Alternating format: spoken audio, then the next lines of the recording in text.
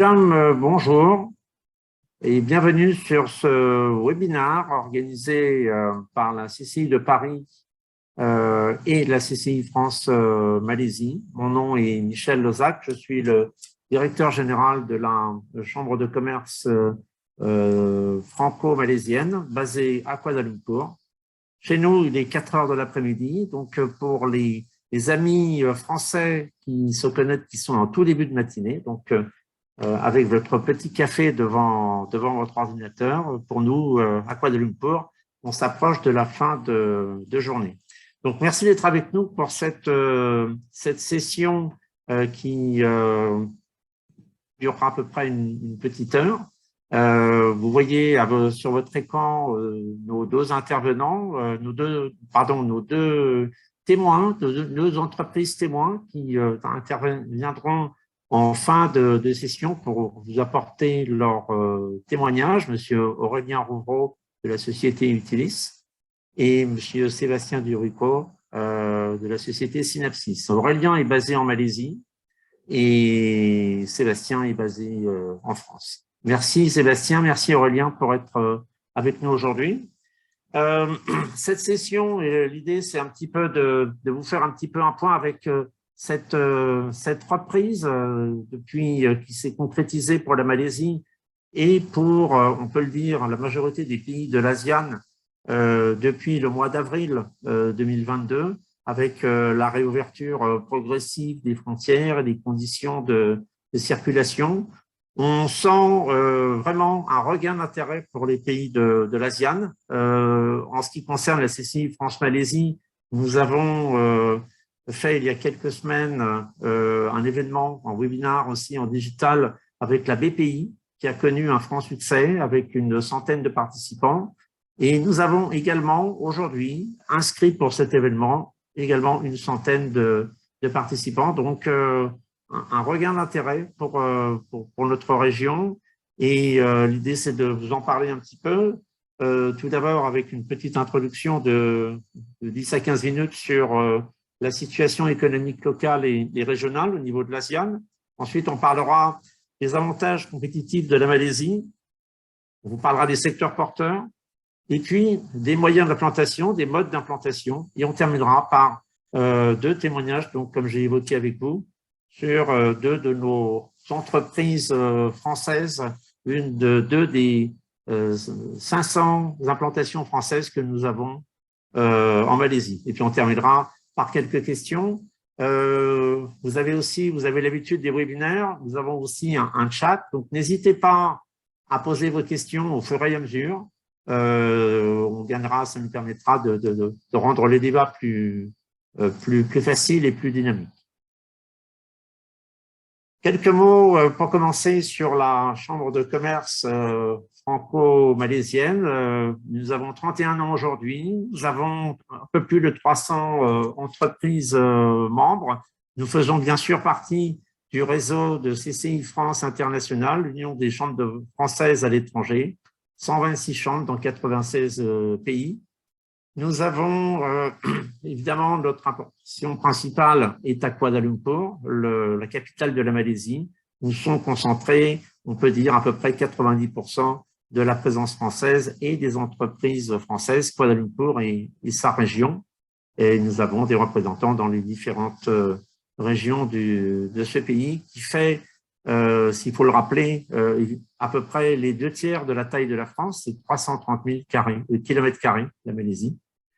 Un élément important dans notre définition, dans notre présentation de la Chambre, CCI France-Malaisie est référencé auprès de la Team France Export dans les 4 catégories d'appui de services complémentaires au service de Business France dans le développement des entreprises françaises à l'étranger. Nous sommes référencés sur le droit et la fiscalité, l'administration, la gestion des filiales, la représentation commerciale et également aussi sur l'hébergement. Et j'aurai l'occasion d'y revenir lors de cette présentation. Tout d'abord, un petit petit rappel rapide sur la situation économique de l'ASEAN. Alors, l'ASEAN est en plein redémarrage. La croissance devrait s'accélérer cette année. Tout le monde a rouvert ses frontières. On peut aller au Vietnam, de la Malaisie, on peut aller en Indonésie, on peut aller à Singapour. Enfin, tout le monde circule depuis maintenant près de 2 mois. Toutes nos entreprises basées ici, sachant que la Malaisie a quand même un gros rôle régional, toutes nos entreprises peuvent enfin bouger et pouvoir aller rencontrer leurs clients dans la région. Pour rappel, l'ASEAN, c'est plus de 680 millions d'habitants. C'est un taux de croissance moyen de 5%, c'est une inflation moyenne de 3,5%. Le PIB représente 3 600 milliards de dollars, soit l'équivalent de l'Allemagne, avec un taux de chômage moyen de 4%. Les incertitudes sur la croissance, même si on ne les voit pas trop aujourd'hui, c'est bien sûr toujours les sujets qui concernent tout le monde, c'est le ralentissement de la croissance chinoise, c'est le durcissement de la politique monétaire américaine, et également les répercussions à venir de la guerre en Ukraine, qui, on doit bien le dire aujourd'hui, pour l'instant, les retours que nous avons de nos entreprises restent relativement faibles à ce niveau-là. Comme vous voyez sur le petit tableau que nous avons mis sur la partie droite, ça vous donne un petit peu la répartition entre les activités agricoles, industrie et services sur les différents pays les 10 pays de l'ASEAN. En ce qui concerne la Malaisie, c'est une répartition assez égale avec 55% de l'activité qui correspond au secteur des services, 36% sur l'industrie et quand même 7% de l'activité du pays qui reste concentrée sur l'agriculture. Il faut savoir qu'à l'origine, la Malaisie, qui est un pays jeune, un pays qui est une ancienne colonie britannique, qui a eu son indépendance entre 1957 et 1965 pour sa formation, était à l'origine un pays producteur de matières premières. Ça a été le premier producteur mondial de caoutchouc, ça a été le premier producteur mondial d'huile de palme, ça a été également le premier producteur mondial d'étain, pour ne citer que 3 éléments principaux. Et aujourd'hui, les 7% de l'activité agricole du pays, évidemment, sont représentés essentiellement par le secteur des plantations, qui sont une composante importante au niveau agricole et aussi au niveau social, car ça permet de pouvoir garder une partie de la population rurale du pays dans les campagnes. Pour vous donner une comparaison, je suis arrivé pour ma part en Malaisie il y a 30 ans. Il y a 30 ans, la répartition entre la population urbaine et la population des campagnes rurale était de 30-70, c'est-à-dire 70% de population rurale et 30% de population urbaine. Eh bien, aujourd'hui, c'est exactement l'inverse. Et donc, c'est un pays qui a connu, au cours des 30 dernières années, une grosse croissance au niveau des services et au niveau également au niveau de l'industrie. Au niveau les chiffres qui sont indiqués là sont bien sûr au niveau des 2 camemberts que vous trouverez sur le bas, au niveau des investissements qu'on trouve, des investissements étrangers qui sont effectués dans les pays de l'ASEAN. On peut voir que la répartition est à peu près la même pour tous les pays, avec une proportion de 35% pour l'industrie et de 32% pour les secteurs financiers.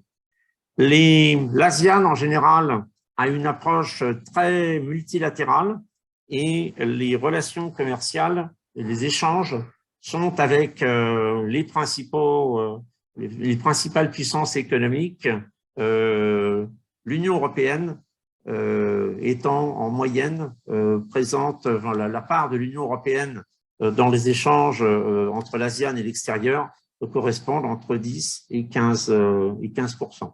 Les partenaires historiques, bien sûr, le Japon, la Chine et puis les États-Unis. Et puis, sans parler du marché intra-asian qui est de plus en plus important. Voilà, voilà ce qu'on peut dire sur la situation régionale. Sur ce qui concerne plus particulièrement la Malaisie, un pays qui fait une population de 33 millions d'habitants, c'est 5% seulement de la population de l'ASEAN, c'est quelque part le pays de la région qui a la plus faible densité de population, avec quand même une croissance moyenne qui est prévue pour l'année 2022 de 5%, une inflation limitée entre 2 et 3%, un taux de chômage limité à 4%, et puis un PIB qui est équivalent de 350 milliards de dollars, ce qui fait un PIB par habitant à peu près de entre 10 et 11 000 dollars par habitant. C'est la 4e économie d'Asie du Sud-Est et le 2e pays par PIB par habitant. Et avec, on peut dire, aujourd'hui en bonne voie pour atteindre le statut de pays à revenus élevés d'ici 2024. C'est un des pays avec le niveau de vie le plus élevé de la région, un taux de chômage, comme on l'a vu, assez faible, et surtout, un point important, c'est la classe moyenne la plus importante de la région, en proportion de la population. Seulement 1% de la population sont considérés sous le seuil de pauvreté. Donc, c'est un élément important, et ça, c'est quelque chose qui s'est développé depuis l'indépendance avec le développement des services et du secteur manufacturier. La Malaisie est devenue le pays avec la plus grosse classe moyenne. C'est quelque chose d'ailleurs que lorsque vous venez à Kuala Lumpur, eh bien, à Kuala Lumpur et que vous voyagez dans le pays, vous le voyez par la qualité des infrastructures, par les maisons, les villes que vous traversez. On est dans un pays de classe moyenne avec une très grosse classe moyenne. 10% des emplois sont dans le secteur primaire, 26% sont dans le secteur manufacturier et 60% sont dans le secteur des services. En ce qui concerne les échanges entre la France et la Malaisie, alors évidemment, on vous a mis là les chiffres des années de 2020, qui sont des chiffres mauvais puisqu'on était en plein Covid. Les chiffres de 2021 ne sont pas disponibles, mais ils sont du même ordre, bien sûr, puisque une grosse partie des échanges avaient été arrêtés. Ce qu'il faut savoir, c'est que les échanges moyens entre la Malaisie et la France tournent en moyenne autour de 5 milliards d'euros à l'année, avec des échanges qui sont équilibrés, c'est-à-dire d'une année sur l'autre, on peut avoir une balance en faveur de la Malaisie ou une balance en faveur de la France. Ces chiffres, bien sûr, ne prennent pas en compte le secteur de la défense, qui est un secteur où les chiffres ne sont jamais pris en compte et qui, pour la France, la Malaisie est un marché intéressant avec une grosse collaboration sur les 25 dernières années.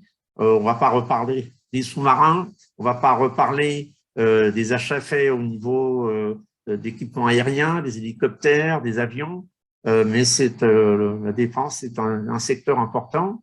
Bien sûr, l'aéronautique civile est aussi une part importante des échanges. Le secteur de l'électronique, représenté par ST Microélectronique, représente à peu près grosso modo, à peu près un quart des échanges chaque année entre la France et la Malaisie. On a identifié au niveau de la Chambre environ 500 implantations légales françaises en Malaisie, qui sont pour 2/3 des filiales de sociétés françaises et pour 1/3 qui sont les entrepreneurs français qui ont monté leur société directement sur place. D'ailleurs, les deux témoignages que nous avons représentent les deux catégories. puisque la société utilise de M. Aurélien Rouvreau. C'est un entrepreneur, c'est une société montée en Malaisie, sans lien, sans investissement étranger venant de France. Et donc, Sébastien, avec Synapsis, un investissement qui vient de France. On estime à peu près à 30 000 personnes qui sont employées par les sociétés françaises en Malaisie. Voilà, quelques chiffres encore, qui vous donnent un petit peu la répartition. Très honnêtement, la présence française est très diversifiée. On ne peut pas mettre plus particulièrement un secteur en avant qu'un autre. Vous avez sur la droite de votre écran quelques exemples de sociétés françaises qui sont installées ici. L'ensemble du CAC 40 est présent en Malaisie, avec bien sûr des investissements de taille différentes. On notera quand même l'arrivée récente et le développement rapide de Decathlon en Malaisie, qui ouvre actuellement son 10e magasin ici. Et sinon, bien sûr, au niveau industrie, j'ai parlé de ST Microélectronique, mais aussi on compte d'autres entreprises comme Arkema, Safran, Saint-Gobain, qui sont aussi très présents ici. Le groupe Stellantis également a aussi un développement important ici. Alors, deuxième partie, pourquoi la Malaisie? Pour reprendre un petit peu avec vous, quels sont un petit peu les points, les avantages, les points importants, les avantages compétitifs de la Malaisie. Il y en a plusieurs qui sont indiqués ici. Je reprendrai peut-être le fait que la Malaisie se classe au dernier classement de Doing Business en 12e position mondiale. Donc, ça montre, et d'ailleurs, le fait que nous avons 30% de nos entreprises qui sont des entrepreneurs en Malaisie, ça montre déjà que on est dans un environnement positif pour pouvoir développer des affaires ici. Il y a bien sûr les incitations fiscales, comme dans beaucoup de nombreux pays, j'aurai l'occasion d'y revenir. Des infrastructures de qualité, bien développées, sur lesquelles on pourra aussi avoir l'occasion de revenir, des autoroutes, un réseau ferroviaire en plein développement, des bonnes connexions aériennes, une qualité de vie intéressante pour les personnes, les expatriés qui viennent s'y installer.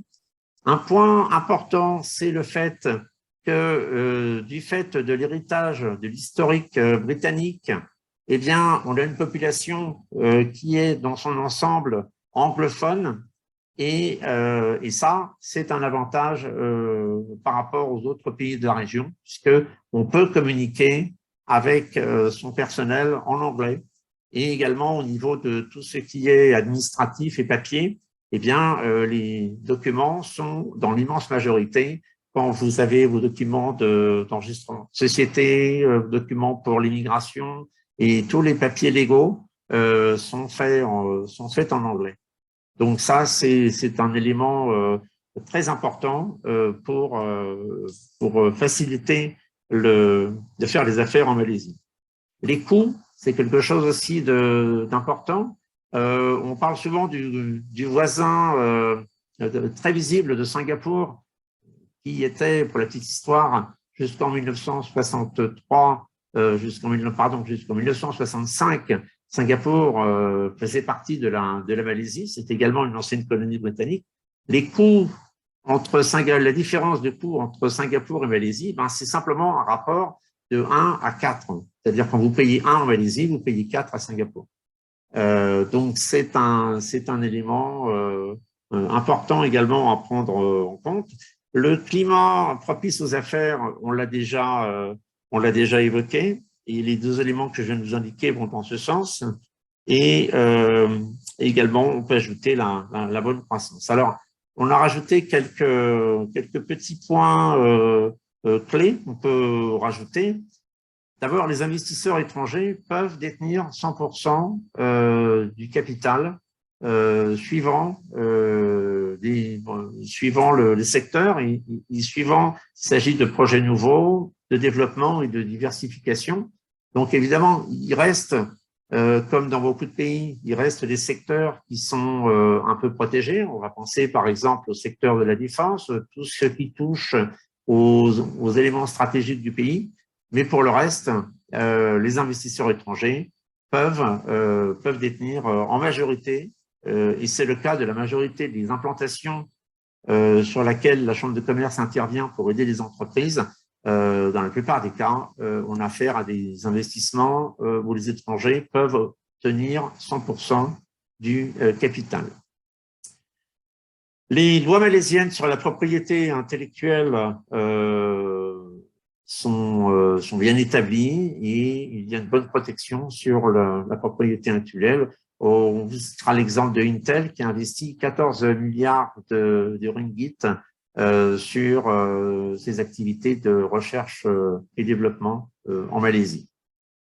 Le cadre légal malaisien, du fait de l'appartenance au Commonwealth et le fait d'être une ancienne colonie britannique, est quand même très similaire à ce qu'on peut trouver sur l'Angleterre, l'Australie et le Canada, avec beaucoup de dossiers de jurisprudence, de cas de jurisprudence qui sont inspirés, qui sont retenus par rapport à ces différents pays. Donc, un cadre légal, je l'ai dit tout à l'heure, qui est en anglais aussi, qui permet une bonne gestion, une bonne sécurité sur les aspects légaux en Malaisie.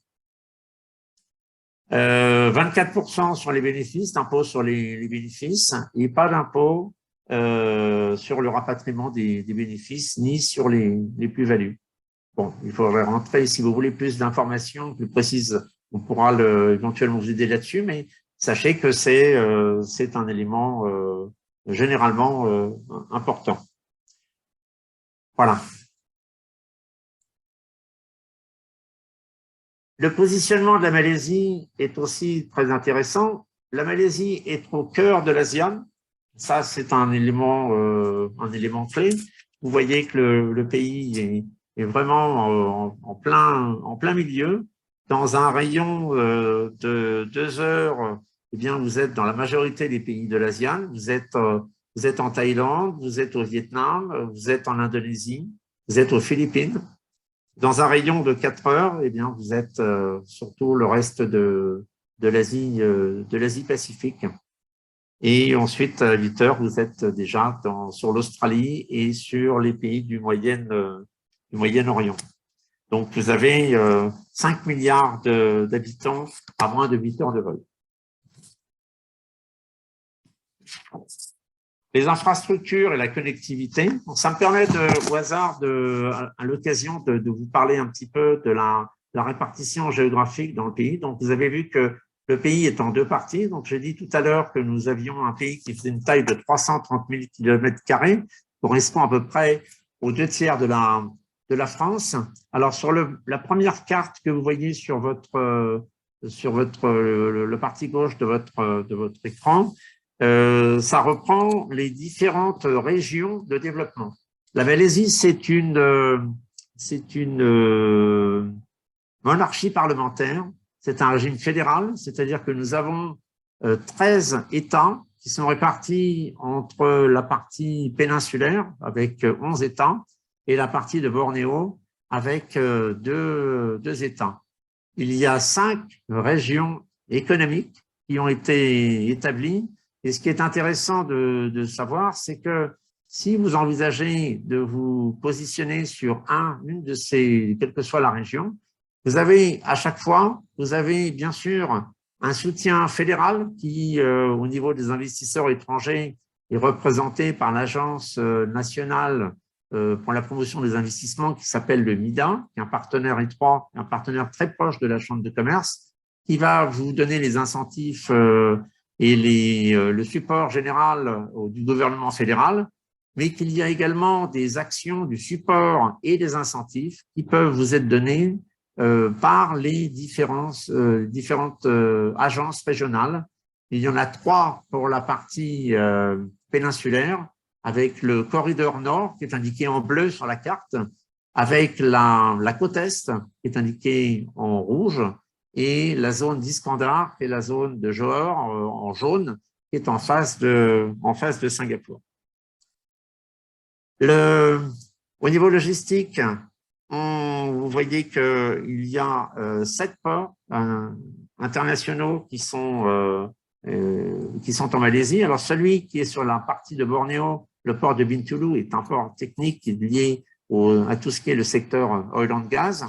Et les ports de la côte est de la péninsule, les ports de Kemaman et Kuantan, sont surtout orientés sur le pétrole aussi et le gaz, alors que les ports de la côte ouest, où est situé l'essentiel de la population, c'est-à-dire Penang, Port Klang et les ports de Johor, eux sont très tournés sur le secteur manufacturier, puisque sur la frange ouest de la péninsule, c'est là où vous trouvez l'essentiel de la présence industrielle dans le pays. C'est-à-dire l'essentiel des unités de production manufacturière sont implantées sur la côte ouest, entre Penang au nord, la région de Kuala Lumpur, et le sud avec la région de Johor.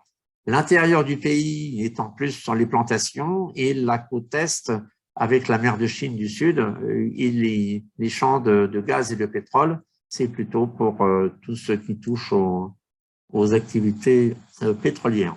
Au niveau des aéroports, vous voyez qu'il y a 6 aéroports internationaux en Malaisie, donc les points d'entrée sont multiples également. Et puis, un autre élément important, c'est bien sûr la connexion Internet qui est très bonne en Malaisie.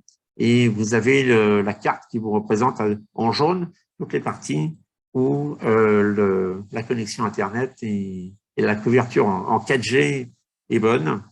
Donc, pas de souci spécifique sur la partie Internet. Voilà. Donc, quelques éléments complémentaires par rapport à ce que je viens de vous annoncer. Donc, globalement, une politique économique libérale. Beaucoup d'entreprises aujourd'hui regardent la Malaisie comme un endroit pour poser leur poste régional. Alors, vous allez me dire que beaucoup sont à Singapour également, mais de plus en plus, on voit arriver des entreprises françaises qui, même si elles gardent une partie des choses à Singapour, vont déménager de plus en plus tout ce qu'elles peuvent déménager sur la partie de la Malaisie.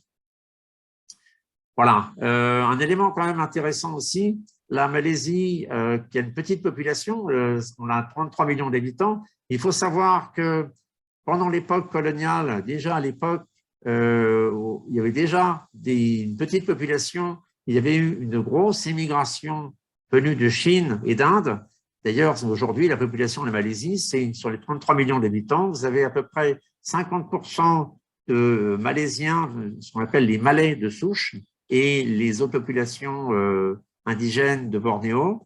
Vous avez 25% de Chinois, qui sont les descendants des premiers immigrants chinois qui sont arrivés, et on a aussi 10% de population d'origine indienne qui sont arrivées aussi au siècle dernier. Donc, les questions de main-d'œuvre a toujours été un sujet intéressant, un sujet, on va dire, clé en Malaisie. On a aujourd'hui en Malaisie à peu près 4 millions de travailleurs immigrés qui sont là pour faire tourner une partie, qui soutiennent l'activité dans le secteur des services et dans le secteur de l'industrie. Et puis, la Malaisie dépense de plus en plus d'argent et se classe au premier rang pour les pays de l'ASEAN pour tout ce qui est l'éducation et la formation de sa main-d'œuvre, des Malaisiens. À titre d'information, nous avons en France, chaque année, environ 1000 étudiants malaisiens, essentiellement dans le secteur de mécanique, industrie mécanique, qui viennent faire leurs études en France. Donc, pour les entreprises, ça aussi, c'est quelque chose d'intéressant de pouvoir récupérer des alumni malaisiens qui ont fait une formation en France. C'est une collaboration universitaire qui est de plus en plus importante entre les deux pays. On terminera par un côté un petit peu ludique en vous disant que c'est un pays qui est agréable à vivre. Quand vous regardez les différents classements sur la qualité de vie et les villes où il fait bon vivre, on retrouve souvent des villes comme Penang, comme Kuala Lumpur. Et globalement, dans un des derniers classements, l'indice Expat 2021, la Malaisie était au 4e rang des meilleures destinations où vivre et travailler pour les expatriés. Le fait que l'anglais soit largement parlé est certainement un élément important dans cette partie. On peut y ajouter le climat, on peut y ajouter la faible densité de population qui fait qu'on a moins de pression au niveau de l'environnement et puis qu'il y a beaucoup d'endroits magnifiques à découvrir en Malaisie du fait qu'on a encore une très grosse partie du pays qui est encore en forêt vierge et si vous aimez la forêt, c'est un endroit magnifique.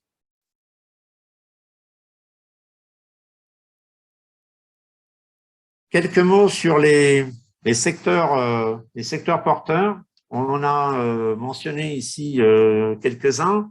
Le premier, l'électronique, secteur électronique et électrique, c'est un des points forts historiques de la Malaisie.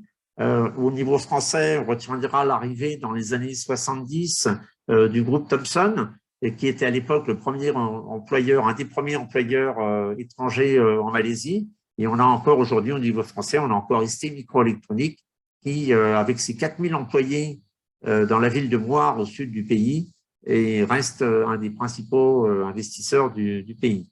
Le secteur aéronautique et la défense, j'en ai parlé au niveau des chiffres tout à l'heure, et peut-être Aurélien en parlera aussi au cours de sa présentation, en particulier pour la défense. Le secteur aéronautique est un secteur qui a été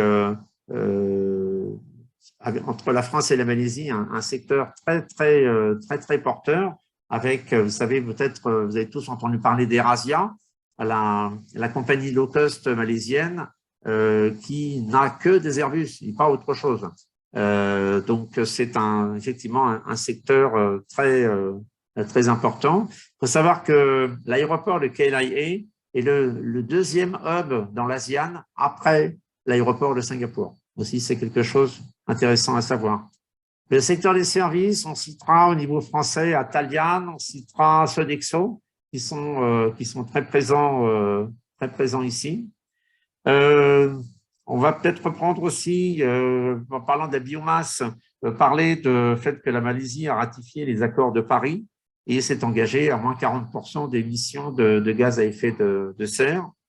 Sur l'agriculture intelligente, nous avons actuellement des entreprises françaises qui travaillent sur le secteur de l'huile de palme avec l'optimisation des processus de récolte. Il y a pas mal de choses qui se passent dans ce domaine-là. Au niveau du tourisme, la Malaisie, c'est en temps normal, hors Covid, c'est entre 20 et 25 millions de touristes par an, essentiellement asiatiques, mais 25 millions quand même. À noter l'ouverture en 2025 d'un nouveau village du Club Méditerranée en Malaisie qui ouvrira sur l'île de Bornéo. Pendant ce temps-là, le groupe Accor continue son développement en Malaisie et aujourd'hui une vingtaine d'hôtels du groupe qui sont ici. Le secteur du halal, c'est un secteur très porteur en Malaisie, c'est 8% du PIB de la Malaisie et la certification halal de la Malaisie est internationalement reconnue, est une des principales références quand on parle de certification halal. Donc, un marché porteur, autre marché porteur important pour les entreprises qui veulent toucher le marché du halal, d'utiliser la plateforme malaisienne pour pouvoir suivre ces choses, ces aspects. Voilà, la construction, les infrastructures, bon, simplement vous signaler que le PNB 118, qui est en train d'être terminé de construire à Kuala Lumpur, sera la deuxième tour la plus haute au monde après le Burj Khalifa, et qui sera inaugurée avec 118 étages, qui sera inaugurée à la fin de cette année. Le secteur médical et pharmaceutique, évidemment, également un secteur important.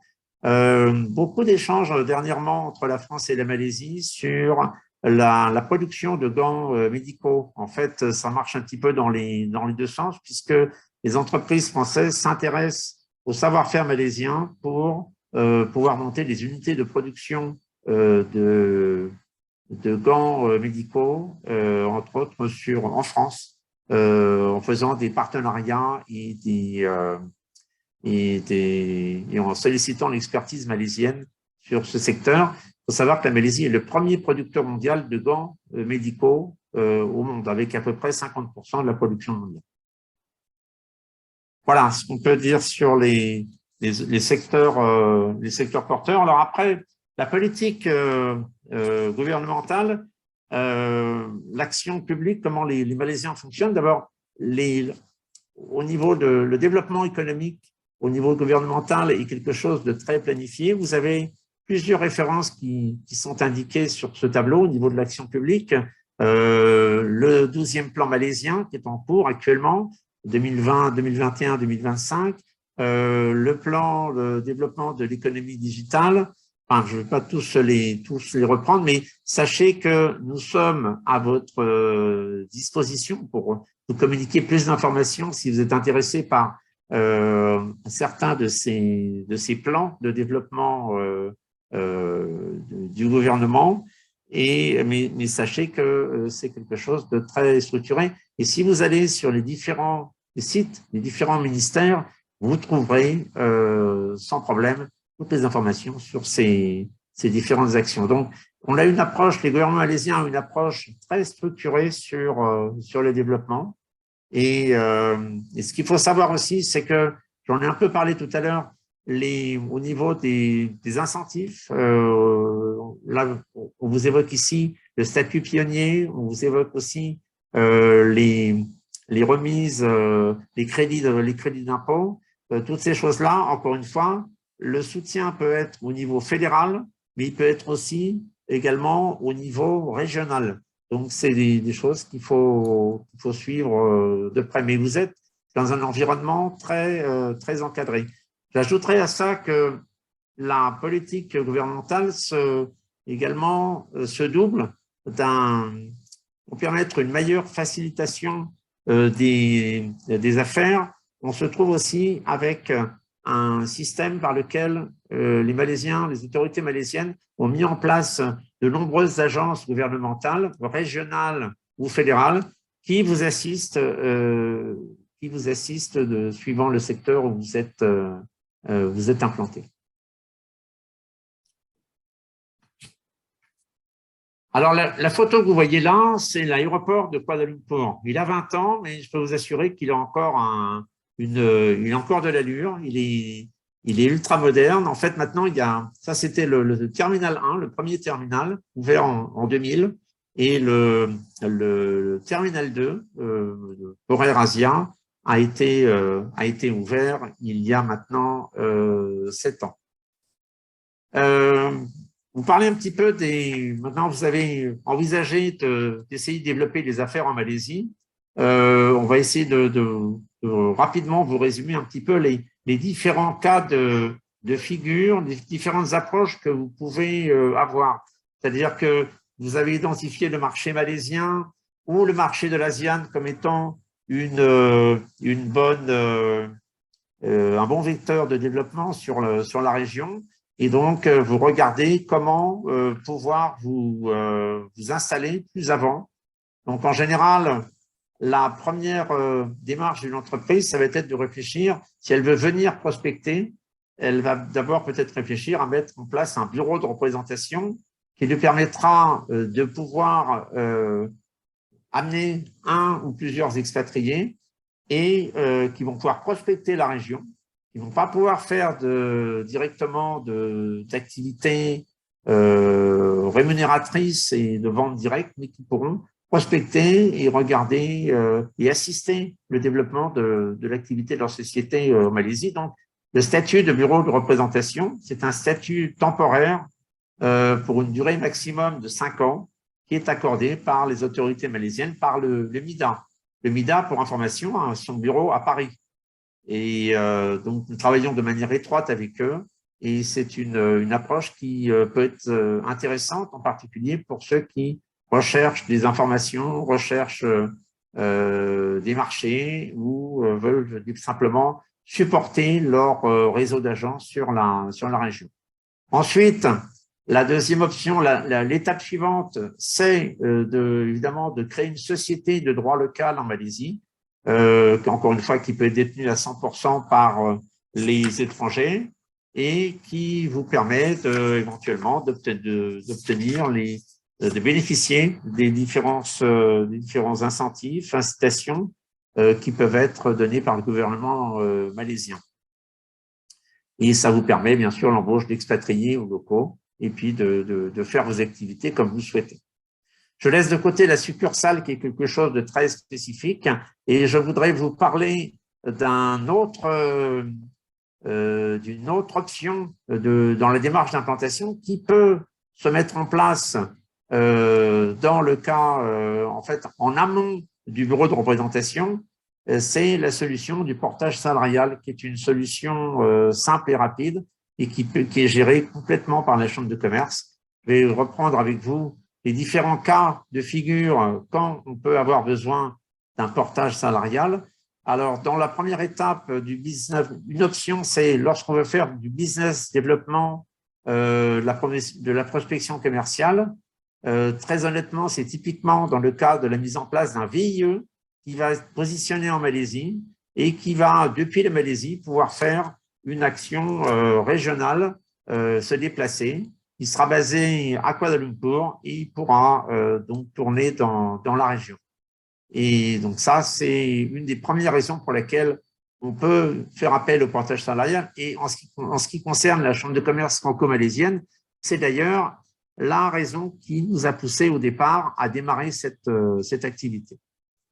Après, on peut avoir le cas d'une société qui arrive en Malaisie, doit démarrer un projet et a besoin très rapidement d'obtenir des permis de travail pour ces expatriés qui vont arriver et qui vont démarrer un projet, sachant que les démarches pour obtenir l'inscription de la société, une fois qu'on a créé sa société et qu'ensuite on doit s'inscrire sur le site de l'immigration pour pouvoir demander les permis de travail, c'est un processus qui est quand même qui peut être relativement long et qui peut durer de 2 à 3 mois. Et on a souvent le cas de sociétés qui ont besoin d'envoyer quelqu'un tout de suite.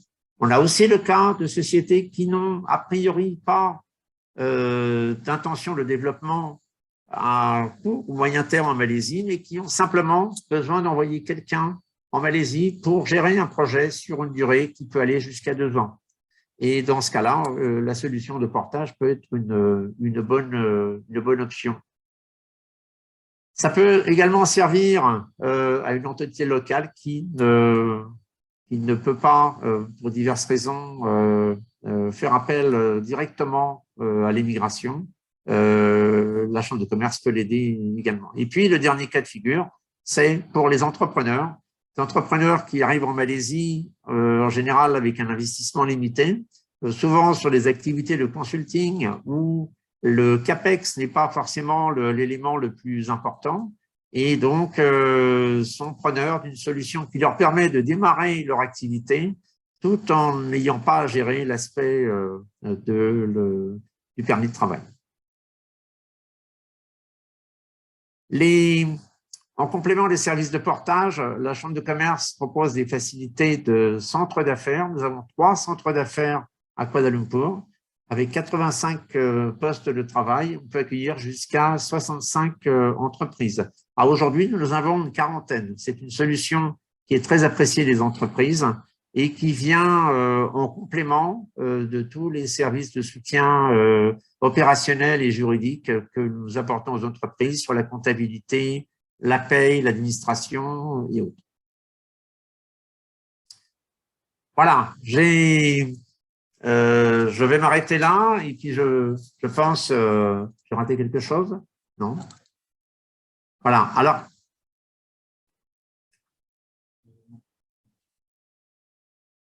ok, alors, attendez. Alors, tout d'abord, une première chose, ça, c'est le port de Klang. Le port de Klang est donc, comme on disait, après le port de Singapour, c'est le deuxième port de la région. Donc, c'est pour vous donner une petite idée un petit peu du volume. Alors, une petite chose avant de laisser la parole à nos deux entreprises. Sachez que Alban et moi serons à Paris sur la semaine du 20 juillet, du 20 juin, pardon, et que nous avons un événement prévu le 23 juin 2022, co-organisé avec la CCI de Paris, le VPI et également le MIDA. Nous aurons donc une matinée de présentation sur la Malaisie. Donc, une opportunité pour ceux d'entre vous qui souhaiteraient nous rencontrer. Il y aura donc cet événement pour lequel nous vous invitons à vous inscrire. L'invitation sera en ligne dans quelques jours. Et puis, par ailleurs, bien sûr, on sera toujours content lors de notre séjour en France, de pouvoir vous rencontrer, vous visiter dans votre entreprise. Voilà, j'ai été très bavard et je pense qu'il est temps de laisser la parole à nos deux entreprises. Et, je vais tout d'abord passer la parole à M. Sébastien Diruco, de la société Synapsis. Et je pense que je m'arrête là, je laisse se présenter. Merci Sébastien. Oui, merci Michel. Bonjour à tous. Alors, effectivement, Michel m'a sollicité pour vous faire un retour d'expérience en fait sur ce que j'ai pu vivre et j'ai pas pu refuser en fait tout simplement parce que les services que nous ont rendus la MFCCI à Kuala Lumpur sont tels que on est très reconnaissant envers toute l'équipe de la MFCCI. Donc merci encore pour ce que vous nous avez apporté. Alors, on est en France plusieurs sociétés en fait de services et on a démarré notre aventure malaisienne quelque part grâce à une opportunité d'un client qui cherchait un partenaire local en Malaisie, mais sans trouver aucune solution. Donc, on lui a proposé en fait de créer véritablement une antenne en Malaisie. Et d'ailleurs, je dis une antenne, c'est pas le bon mot, de créer une société locale en Malaisie parce qu'il souhaitait vraiment un acteur local et pas justement une filiale ou quoi que ce soit d'autre. Pour mettre tout le monde à l'aise, avant ce projet, je situais très très mal la Malaisie sur la carte du monde. Et donc, c'était un pays sur lequel je n'avais quasiment aucune information. Donc, le premier contact avec la Chambre de commerce, la MFCCI, déjà a été très très important en termes d'information et ce matin, on a eu un bon résumé du panorama du pays. On est donc arrivé dans ce pays avec déjà des opportunités opérationnelles et commerciales. Et la première aide en fait, que nous a fournie la MFCCI, c'est de nous accueillir, c'est de nous aider à créer l'entreprise. Donc juridiquement, ils nous ont complètement accompagnés. Ça a été extrêmement simple de déposer les statuts en fait, de l'entreprise. Donc on a créé ce que vous avez vu tout à l'heure, c'est-à-dire une Sendirian Berhad, donc l'équivalent d'une société anonyme en fait. Euh, un élément important, c'est que quand bien même on détient 100% des capitaux, on a besoin d'avoir un directeur local qui s'appelle un nomini et la MFCCI nous permet également de nous apporter ce service. Donc Michel nous remplit les services du nomini local. Et c'est légal, c'est extrêmement important. En fait, on ne pourrait pas le faire sans cette aide. Donc, d'un point de vue juridique, ça a été extrêmement facile. Il faut savoir en plus que la MFCCI dispose d'un avocat en interne et que sur des aspects où on a besoin d'aller un peu plus loin en termes juridiques, on dispose de quelqu'un de très compétent et en langue française. Et Dieu sait que pour des aspects extrêmement pointus, pour nous, il était essentiel de pouvoir s'entretenir dans notre langue natale, que ce soit sur l'entreprise ou même d'ailleurs sur des aspects RH. Et j'en viens directement à l'aspect RH. La deuxième action a consisté en fait à commencer à recruter. Donc la MFCCI a autour d'elle un réseau d'entreprises et d'entrepreneurs, parmi lesquels une société de recrutement qui nous a permis très très vite de commencer à avoir nos premiers recrutements. Donc ça a été extrêmement efficace puisque lors de mon premier séjour en Malaisie, j'ai pu déjà recruter 2 personnes qui m'ont permis de démarrer opérationnellement l'entreprise. Vous l'avez vu également, la MFCI nous a proposé des locaux. Et dans un premier temps, on était très heureux d'avoir des petits locaux au sein du bâtiment, qui est très bien situé. Michel, je ne crois pas que tu en aies parlé tout à l'heure, mais ils sont situés à KL Central. Enfin, en tout cas, un des business centers de la MFCCI est situé à KL Central. Et quand on arrive, en fait, il y a une liaison directe entre l'aéroport KL Central et vous êtes quasiment voilà, à 100 mètres, 150 mètres des bureaux de la MFCCI. Il y a une offre hôtelière en plus. Donc voilà, tout était très, très, très facile. Aujourd'hui, on a pris nos propres bureaux. On est dans des centres d'affaires comme ça se fait beaucoup. On nous a loué des bureaux, des espaces de travail, de coworking, des salles de réunion. Mais ça, on l'a fait un peu plus tard, une fois qu'on a commencé à croître. Notre paye est en fait préparée par la MFCCI. Donc, quand bien même c'est nous qui réalisons les virements de paye, vous savez à quel point c'est complexe en France, ça l'est aussi un peu à l'étranger, et on n'avait pas du tout envie de s'investir fortement. Donc, Michel dispose d'une équipe administrative et financière qui est dirigée par Christelle Didèche, si je ne dis pas de bêtises, et avec qui ça s'est toujours extrêmement bien passé. Donc là aussi, des interlocuteurs qui ont vraiment une double culture et avec qui c'est très facile de communiquer quand on arrive. On est vraiment, il n'y a pas du tout de choc culturel. Des gens qui nous accompagnent très bien. Et comme l'a dit Michel tout à l'heure, on est en plus dans un pays qui est une ancienne colonie anglaise. Et le droit anglais, même s'il n'est pas identique au droit français, enfin, on retrouve quand même 90% de choses communes, y compris sur l'aspect RH, ce qui est une bonne nouvelle. C'est-à-dire que là où on s'attendait à avoir quelque chose de très exotique, pas du tout, c'est très carré. Il y a un droit qui est très clair et ça nous a permis aussi d'avancer de façon très, très solide. On a eu quelques expatriés aussi qui ont travaillé avec nous et le portage salarial a été une très bonne solution parce que malgré tout, embaucher des expatriés, c'est rentrer dans une certaine démarche complexe. Et en fait, on est resté encore aujourd'hui, nos expatriés sont en portage salarial auprès de la MFCCI. Les coûts sont tout à fait honnêtes et là aussi, ça a été pour nous d'une grande simplicité administrative. Le support, ça c'est tout à fait gratuit, mais le support, le conseil de l'accompagnement de la MFCCI sur toutes les démarches administratives, faire renouveler les visas de nos expatriés, ce genre de choses. Quand on n'a pas l'habitude, on peut perdre beaucoup de temps et voire être très inefficace. Donc là aussi, c'est un accompagnement qui fait qu'on y voit clair assez vite et ils sont très énergiques. Donc voilà, vraiment, ça s'est bien passé. Qu'est-ce que j'oublie? Je crois que je vous ai à peu près tout dit. Donc aujourd'hui, on a une société qui dépasse à peu près les 20 personnes. On s'est implanté, je crois, il y a 3-4 ans maintenant en Malaisie.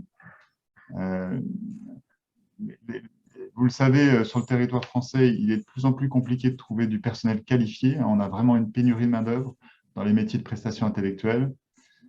On a un bon marché de l'emploi en fait en Malaisie. Alors, il y a une vraie tension malgré tout sur le marché. Il y a très peu de chômage. Les profils sont fortement chassés. Donc, on doit être très attentif aux niveaux salariaux parce que les salariés sont extrêmement mobiles. Ils n'hésitent pas à vous quitter pour des propositions salariales un peu meilleures. Je dis bien juste un peu meilleures parfois. Donc, il faut vraiment marquer sa différence. Je crois qu'en tant qu'Européens et plus particulièrement Français, on a quelque chose de différent dans notre relation hiérarchique en fait avec les salariés. Alors, ce que je dis n'engage que moi sur le secteur des prestations intellectuelles. C'est certainement assez différent dans le secteur des produits manufacturiers, par exemple. En tout cas, le fait qu'on ait une relation où la hiérarchie est moins, comment dire, militaire en fait. Hein. En Asie, typiquement dans une société, enfin en Asie, en Malaisie, dans une société classique, mes N-2 ne viendraient jamais m'adresser la parole pour me solliciter sur une problématique, ce genre de choses. Ils ne passeraient que par leur N+1 typiquement. Nous, on a une culture aujourd'hui qui est beaucoup plus souple typiquement. Donc ça, ils apprécient beaucoup. Ils apprécient d'avoir des moments de détente avec leur manager, d'aller dîner, d'aller boire un verre. Donc cette différence, voilà, c'est quelque chose qui a de la valeur pour eux et qui nous a permis aussi de maintenir un turnover assez faible au sein de l'entreprise. Donc, ce que je commençais par vous dire, c'est qu'on a la possibilité en fait de trouver sur place une main-d'œuvre qualifiée, bien formée, comme l'a dit Michel, qui est parfaitement anglophone. En fait, tout est en anglais. Hein. La télé est en anglais, les journaux sont en anglais, à l'école, les cours sont en anglais. Donc, ils parlent beaucoup mieux que nous en fait. Hein. Donc, c'est vraiment, ils sont natifs sur cette double culture asiatique et anglaise. Donc, c'est très, très facile, en fait, pour peu que vous maîtrisiez un peu l'anglais, de vous implanter en Asie. Tout le monde vous comprendra. Bien sûr, il y a des efforts d'intégration à faire pour comprendre leur culture. Il y a un vrai patrimoine culturel, mais vraiment, on a affaire à une population qui est très courtoise, qui est très accueillante. Voilà, donc moi, j'ai que des choses positives à dire sur la Malaisie. Un dernier point, peut-être un petit rapport d'étonnement. Vous l'avez vu sur quelques photos, en fait, vous voyez cohabiter des buildings hyper modernes qui nous feraient peur en France. Donc, eux, ils ont, comme la plupart des pays asiatiques, ils ont aucune crainte sur, j'ai envie de dire, tout ce qui est nouveau, toutes les technologies nouvelles. Donc, ils ont peur de rien, ils construisent des tours gigantesques, comme le disait Michel. Et quand vous vous promenez à Kuala Lumpur, qui est la capitale, donc, vous croisez des buildings gigantesques. Et puis, à quelques minutes seulement, vous avez une partie qui ressemble à de la jungle. Et puis, quelques minutes après, vous êtes de nouveau dans un quartier d'habitation. Enfin, il y a un melting pot et j'ai envie de dire un petit peu anarchique, mais qui donne tout son charme à cette ville, où la technologie la plus avancée cohabite avec une nature vraiment extrêmement présente. Donc voilà, c'est un pays très agréable. J'ai envie de dire que la seule difficulté, c'est qu'il y a deux climats en fait à Kuala Lumpur. Tu me corrigeras, Michel et Aurélien aussi, si jamais je me trompe, mais il fait ou chaud et humide ou humide et chaud. Mais toute l'année, c'est entre 30 et 35 degrés. Et bon, voilà, il y a un petit effort d'acclimatation corporelle à faire au début, mais franchement, enfin, c'est très moderne et c'est très, très agréable. Mais le coût de la vie le coût de la vie, d'ailleurs, est 5 fois moins important. En fait, 5 ringgits font 1 euro. Et en fait, vous n'avez pas besoin de faire de conversion. La vie est 5 fois moins chère. Donc, ce que vous payeriez 100 euros là-bas, vous avez 100 euros ici, vous allez payer 100 ringgits là-bas. Et vous avez à peu près la même chose, à l'exception des produits américano-européens. Donc, ils payent leur iPhone le même prix que nous. Donc, c'est toujours un rapport d'étonnement pour moi. Tout ce qui est électronique, voilà, même les vêtements manufacturés à l'étranger sont au même prix qu'en Europe. En revanche, tout le reste est 5 fois moins cher. Les salaires sont 5 fois moins chers. Donc, ça peut être très intéressant pour une société de s'implanter en Malaisie. Voilà, j'arrête peut-être là. J'ai monopolisé pas mal la parole. Et puis, de toute façon, n'hésitez pas à me poser des questions sur le chat. Je répondrai avec plaisir. Merci, Michel. Oui, merci Sébastien, merci pour cette intervention. Aurélien, donc notre deuxième intervenant, Aurélien Rouvreau, donc le grand patron d'Utilis, à qui je passe la parole, sans plus attendre. Bonjour à tous, ça va être difficile de trouver des nouvelles choses à dire, que vous avez été relativement exhaustifs, Michel et Sébastien, donc je vais essayer de ne pas vous répéter. Tu as oublié quelque chose, Sébastien, ceci dit, le vin français est très cher en Malaisie, ça c'est quand même un point très important. Voilà. Ça, c'était à préciser. Je suis Aurélien Rouvreau, cofondateur et CEO d'Utilis Malaisie, une société malaisienne créée en 2010 via la Chambre de commerce, avec les services de la Chambre de commerce, avec même un premier bureau au sein du Business Center de l'époque de la MFCCI qui était situé ailleurs, Jalan Yap Kwan Seng. Voilà, aujourd'hui, la Chambre de commerce a des bureaux beaucoup plus importants, imposants, Voilà, donc c'était il y a 12 ans. À l'époque, on avait vraiment tout le package, l'implantation, les services compta, les visas, etc. Puis on s'est développé petit à petit et maintenant on a notre compta en interne, on a, voilà, on a notre administratif en interne, mais par contre, on continue de travailler avec la Chambre de commerce pour notamment les visas. Hein. C'est un service vraiment très, très efficace. Mes propres visas, il y a plusieurs Français au sein de TIS Malaisie. Et voilà. Donc, on est très content évidemment de la Chambre de commerce.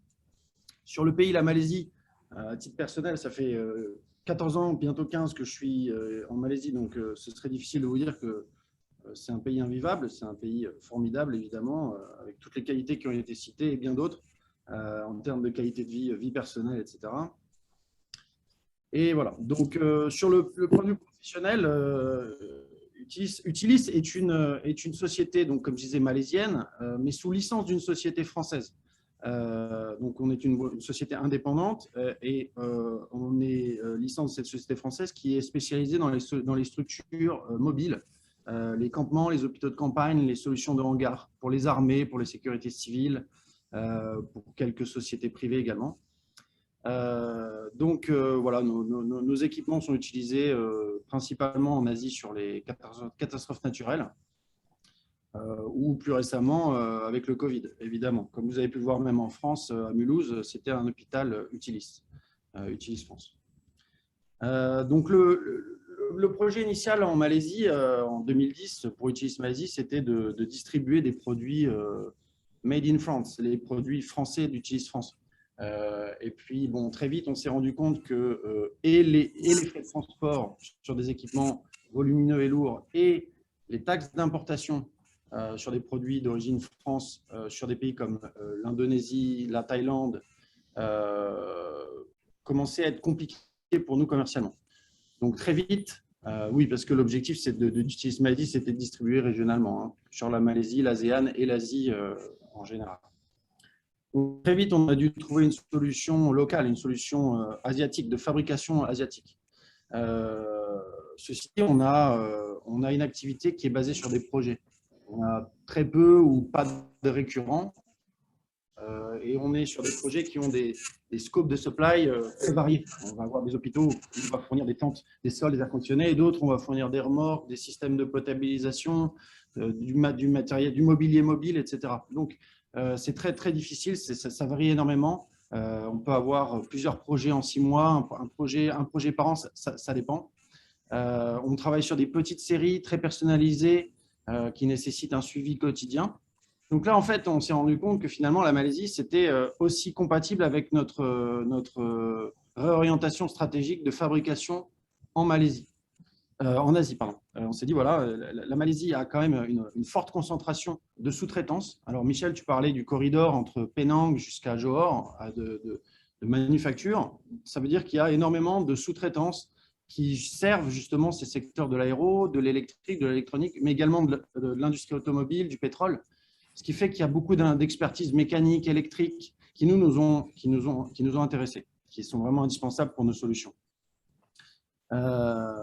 Et donc, même si aujourd'hui, en 2022, on a une petite capacité de production propre, il n'en reste pas moins vrai qu'on dépend énormément de sous-traitance. On a plein d'équipements qu'on ne fera pas nous-mêmes parce qu'on n'a pas la taille critique pour ça. Donc, voilà. Donc, la Malaisie, en termes d'offres de sous-traitance, avait une compatibilité parfaite avec ce qu'on voulait faire. Le deuxième point important, je vous ai dit tout à l'heure qu'on avait un gros problème de taxes d'importation sur certains pays. Par exemple, une tente en Indonésie, c'est 40% de taxes d'importation si elle vient de France. Voilà, en Malaisie, il y a les FTA, les Free Trade Agreements. La Malaisie a plein d'accords de free trade avec l'ASEAN, évidemment, mais avec d'autres pays asiatiques, comme la Corée, le Japon, ou en Océanie, l'Australie, la Nouvelle-Zélande, voilà, qui est très, très intéressant pour nous, très, très intéressant pour nos distributeurs. Et voilà, ça nous permet d'avoir un package compétitif. Et voilà, et puis plus globalement, par rapport à notre volonté d'avoir une production en Asie, en Malaisie pour l'Asie et servir les marchés asiatiques, la Malaisie, c'est ce que tu disais tout à l'heure, Michel, c'est géographiquement bien situé, c'est pratique pour voyager, pour être près de ses clients, de ses distributeurs, et pour être près de ses marchés. Donc, ça nous permet d'avoir un package compétitif. Et voilà, et puis plus globalement, par rapport à notre volonté d'avoir une production en Asie, en Malaisie pour l'Asie et servir les marchés asiatiques, la Malaisie, c'est ce que tu disais tout à l'heure, Michel, c'est géographiquement bien situé, c'est pratique pour voyager, pour être près de ses clients, de ses pour aussi expédier. Il y a un port très performant, comme tu disais, Port Klang, c'est très pratique.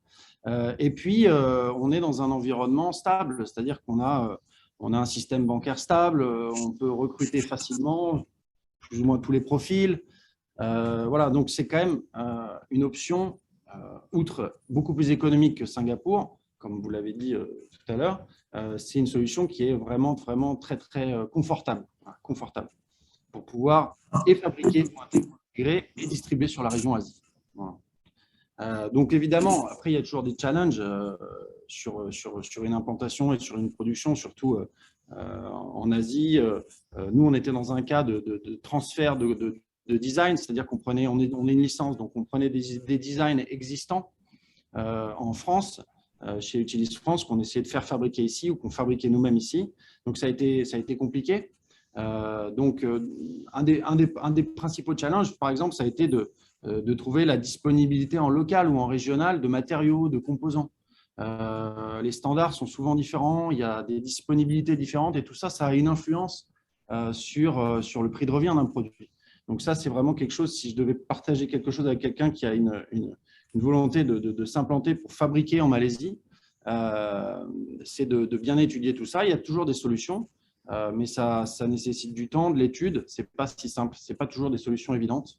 Et puis, il y a un autre point important, et ça, Sébastien, tu l'as mentionné, il y a un turnover aussi sur la partie labor, sur la partie main-d'œuvre. Effectivement, un ouvrier peut partir du jour au lendemain pour 50 ringgit de plus. Alors, 50 ringgit, c'est 10 €. Peut partir pour 50 ringgit de plus par mois dans l'usine voisine. Donc ça, c'est quelque chose à prendre en compte. Il y a de l'absentéisme aussi, ce qui n'est pas négligeable. Voilà. Donc, très clairement, il faut une taille critique pour pouvoir avoir sa capacité de production en propre en Malaisie. Avoir un spécialiste, un worker par poste, comme on peut le voir de temps en temps au sein de PME en France, ce n'est pas conseillé. Ce n'est pas conseillé pour la Malaisie. Il faut vraiment avoir une taille critique pour pouvoir produire en propre. Ceci dit, ce n'est pas forcément un problème si on ne l'a pas, puisque, comme je disais, il y a quand même un énorme panel de sous-traitance en Malaisie, avec toutes les industries qui ont été citées par Michel. Il y a vraiment de quoi faire en termes de partenariat industriel, sous-traitance, etc. Voilà. Donc, voilà. Et puis, plus globalement, je pense que pour nous, il y a 12 ans, c'était le bon choix, la Malaisie. Et aujourd'hui, en 2022, si c'était à refaire, si on devait repartir de zéro ou commencer de zéro, ce serait la Malaisie encore aujourd'hui, et de loin. Il n'y a aucun doute là-dessus. Ça, c'est clair. Voilà. Donc, c'est pareil. Je pense que je ne vais pas pouvoir en dire plus. Michel a été très, très précis sur les avantages de la Malaisie. N'hésitez pas à me poser des questions, me contacter si vous avez des questions. Je serais ravi de partager mon expérience en Malaisie avec vous. Voilà. Merci Aurélien. Merci à vous deux, donc Aurélien, Sébastien, pour vos contributions. Alors, nous avons quelques questions sur le chat. Donc, sur le chat, nous avons, j'ai noté, on avait une personne qui demandait si l'EDF était présent en Malaisie. L'EDF aujourd'hui prospecte dans la région, mais l'EDF n'a pas d'activité opérationnelle en Malaisie aujourd'hui. Mais l'EDF cherche à se développer sur la région. La deuxième, notre question qui nous a été posée, est-ce qu'il y a des sociétés logistiques malaisiennes cherchant des partenaires ou des plateformes logistiques en France? Oui, régulièrement, on est sollicité par ce genre de choses, et c'est quelque chose qu'on pourra. Je vous invite à contacter Alban. Vous avez son adresse email qui est indiquée sur l'écran. Je vous invite à nous contacter pour suivre plus avant ces questions plus précises. Je n'ai pas spécialement parlé du ferroviaire au niveau du secteur porteur ou des infrastructures, mais c'est vrai que le ferroviaire est un secteur important. On a vu sur les 15 dernières années le développement déjà du réseau comment ça s'appelle, le réseau urbain malaisien de métro qui a été développé. Aujourd'hui, on a 10 lignes de métro différentes. Les dernières sont encore en action. Donc, des sociétés françaises telles que Colas Rail, Thales et autres ont été impliquées sur ces projets. Il y a forcément des choses à faire de ce côté-là.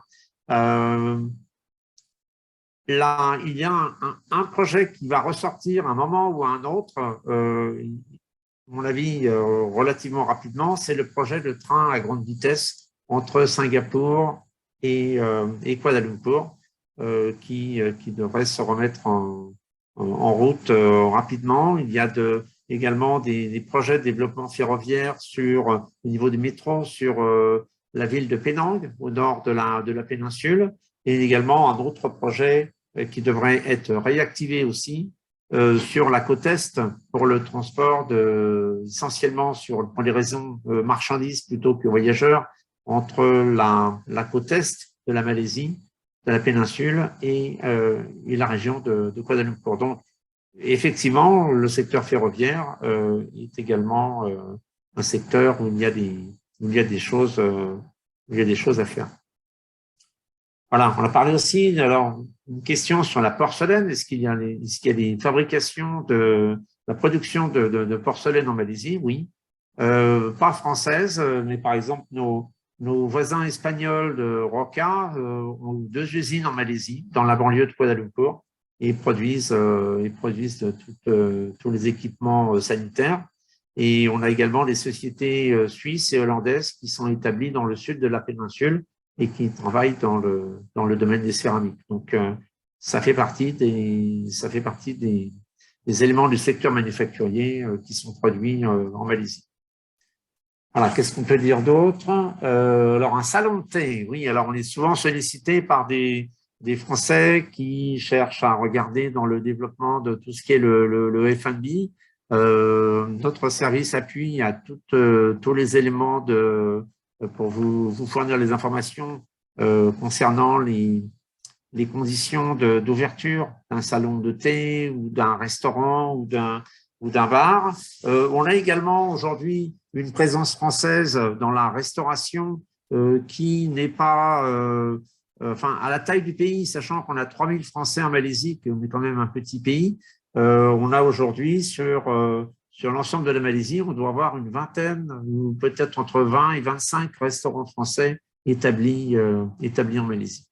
Donc, n'hésitez pas à nous solliciter pour avoir plus d'informations sur ce sujet. Le secteur de la mode, les couturiers et les sociétés malaisiennes participent régulièrement au Paris Fashion Show de septembre. Donc, il y a une industrie de la mode également en Malaisie. Encore une fois, trop court pour pouvoir en parler en détail ici, mais effectivement, il y a forcément des choses à voir.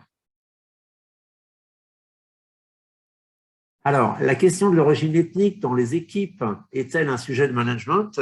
Oui, bien sûr, c'est à prendre en considération. C'est-à-dire que quand vous avez en Malaisie, comme j'ai expliqué tout à l'heure, vous avez une répartition ethnique avec des grosses minorités, des minorités chinoises et indiennes. Donc, les entreprises devront prendre en compte cet élément-là, même s'il n'y a pas au niveau des autorités locales.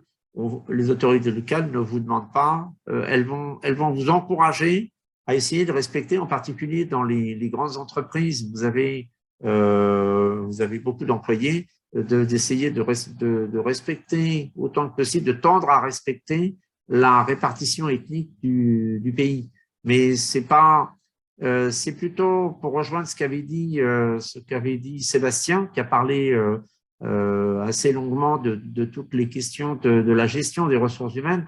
Les ressources humaines, c'est important en Malaisie, et c'est pas simplement la question de savoir combien vous leur donnez de salaire, mais c'est aussi, et en particulier pour le middle management, pour les postes, on va dire, les postes spécialisés, les postes de professionnels, l'aspect considération, l'aspect prise en compte des spécificités de chacun, les spécificités religieuses, culturelles, est un élément très important, et c'est quelque chose qu'il faut vraiment considérer au niveau des des entreprises.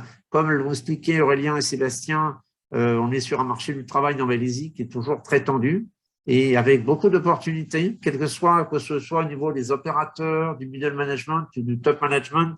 Il y a beaucoup de sollicitations, il y a beaucoup de pinching, quand on peut reprendre un terme anglais.